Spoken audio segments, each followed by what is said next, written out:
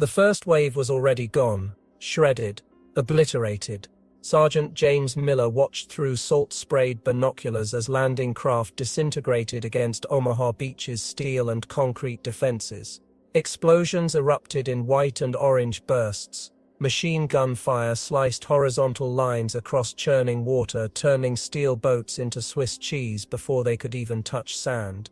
This wasn't a landing, this was a meat grinder. The morning of June 6, 1944 would become the bloodiest invasion in American military history, a day when thousands of young men would discover the brutal mathematics of survival against impossible odds. The Allied invasion of Normandy wasn't just a military operation. It was a human test, a moment where ordinary men would be forced to become extraordinary, or simply vanish into the cold Atlantic waters. Miller knew something fundamental was happening. This wasn't just another battle. This was a moment that would derail a generation. The 29th Infantry Division had trained for months. They'd studied maps, practiced amphibious landings, memorized every potential scenario. Nothing could have prepared them for what actually awaited on those 5 miles of French coastline. German defenses had been constructed with mathematical precision: concrete bunkers, massive gun emplacements, interlocking fields of fire that left no space uncovered. The beach wasn't just defended and NIST, it was engineered to kill. Private Thomas Reynolds clutched his M1 Garand rifle, hands shaking inside wet leather gloves. His unit's landing craft pitched and rolled, each wave feeling like it might capsize them before they even reached shore. Around him, men whispered prayers. Some mitred from seasickness and raw terror. Others stared blankly, processing the incoming artillery and machine gun fire that was already decimating preceding waves. "God," Reynolds muttered. "I don't want to die here." The first wave had been almost completely destroyed.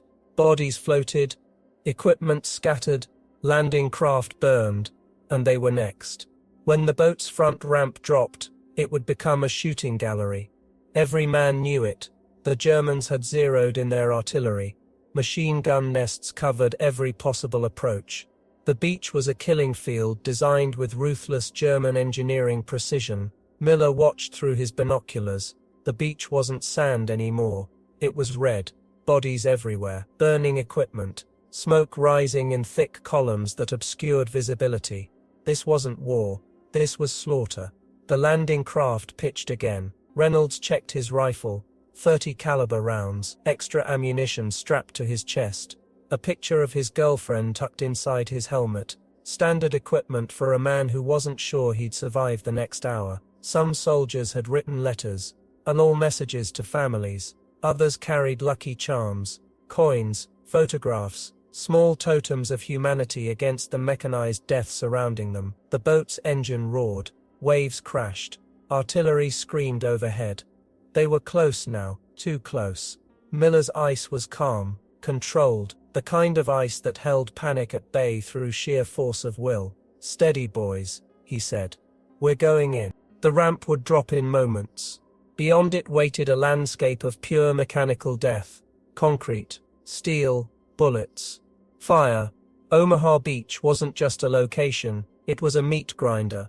A mathematical equation of survival where human beings were reduced to percentages and probabilities, and they were about to die out if they would become statistics or survivors. The ramp shuddered, a split second of absolute silence. Then chaos erupted.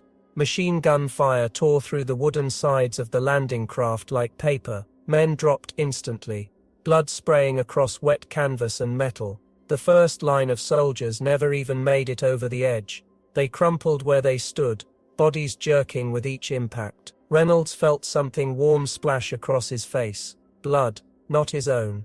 The man next to him, Nine Johnson, from Wisconsin, took 3 rounds directly to the chest. His body twisted grotesquely, then collapsed against the craft's interior. Reynolds couldn't look away.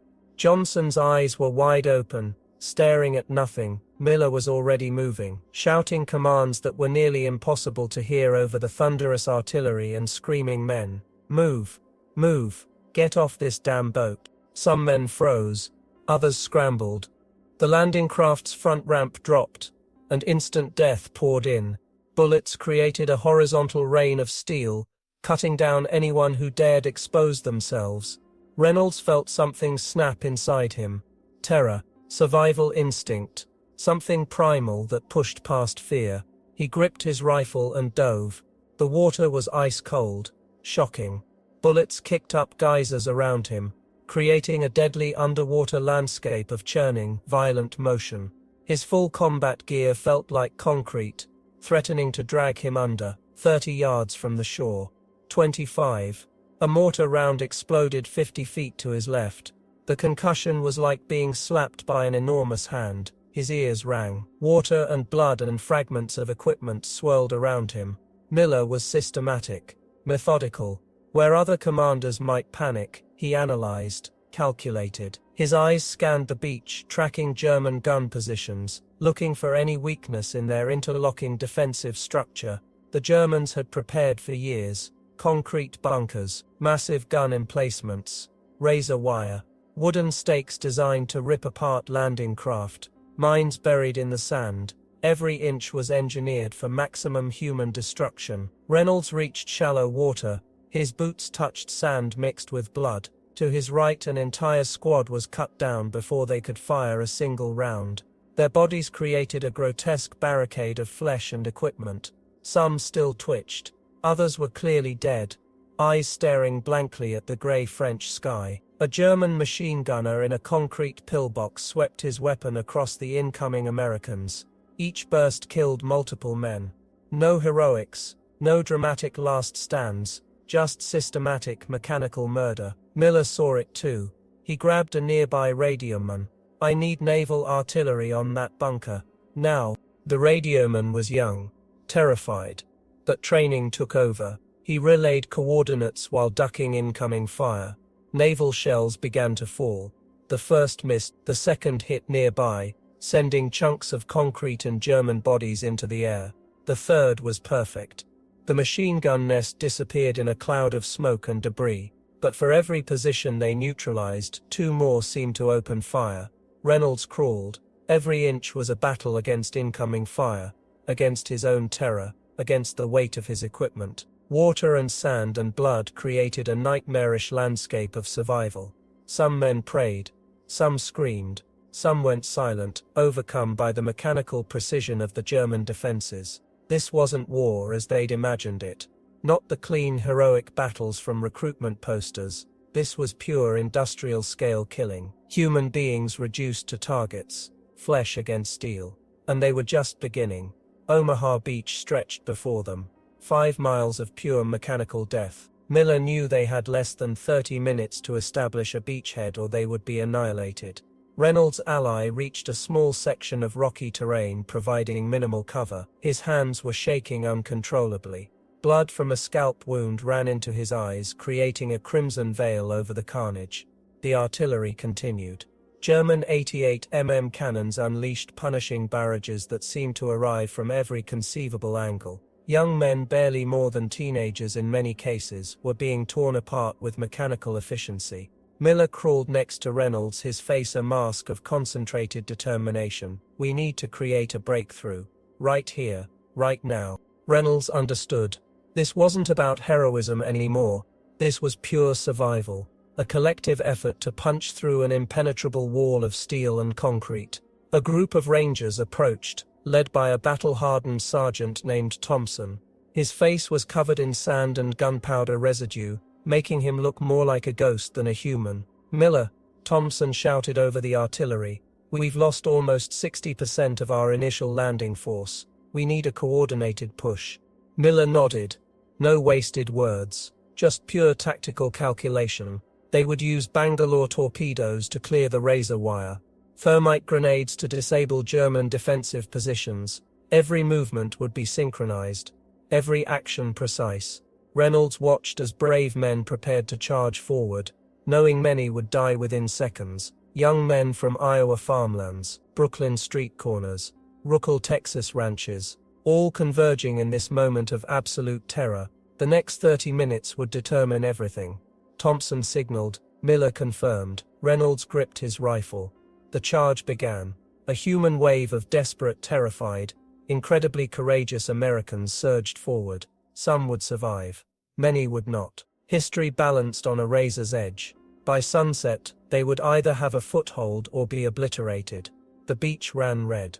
The sky remained grey. And humanity's most significant battle continued its brutal, unforgiving momentum. Reynolds pushed forward, knowing nothing would ever be the same. Not for him, not for anyone. Reynolds pushed through the chaos, his muscles burning with exhaustion and adrenaline. The initial charge had been devastating. Bodies littered the sand like broken mannequins, some still clutching weapons, others frozen in their moments of struggle. Thompson went down first. A German machine gun burst caught him across the chest, spinning him backwards into a tangle of barbed wire. Miller grabbed his radio operator and dragged the wounded sergeant behind a half-destroyed concrete bunker. "We're not stopping," Thompson whispered, blood bubbling from his lips.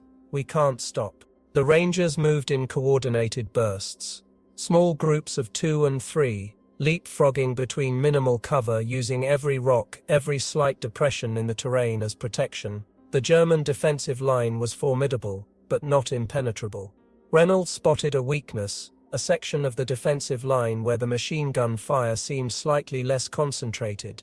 He signaled to Miller, who understood immediately. 2 phosphorus grenades arced through the air, creating a momentary white-hot curtain of smoke and destruction. They pushed forward. The next hour became a nightmare of precise, brutal combat. No heroic speeches, no dramatic music, just pure survival and tactical execution. Men died with remarkable quietness. A sudden slump, a brief cry, then silence. By mid-morning they had carved out a critical section of the beach. Not through overwhelming force, but through pure, relentless determination. Each yard was purchased with blood and courage. Reynolds found himself beside a young private from Ohio. His name was Daniel Martinez, barely 20 years old, with hands that still looked more suited to farm work than warfare. They shared a moment of grim recognition. Survivors. For now. "We're going to make it," Martinez said, more a prayer than a statement. The German resistance began to fracture, not collapse but fragment. Strategic positions were being overwhelmed. American engineers worked with terrifying efficiency, clearing obstacles, creating paths for the next wave of troops. By noon the impossible had happened. A beachhead was established. Reynolds thought about home, about the small farmhouse in Nebraska, about his mother, who would be listening to the radio, desperate for any news, about his younger brother, who would join the Marines the following year. This moment was bigger than any individual story. This was a turning point for humanity. As the afternoon progressed, more landing craft approached. Fresh troops, additional equipment. The momentum was shifting. The Germans, who had believed Normandy was impenetrable, were discovering the raw, unstoppable power of human determination. Miller found Reynolds near the water's edge. They didn't speak. Words were unnecessary. They had survived something most would never comprehend. The beach, once a killing field, was transforming. Bodies were being recovered. Wounded were being treated.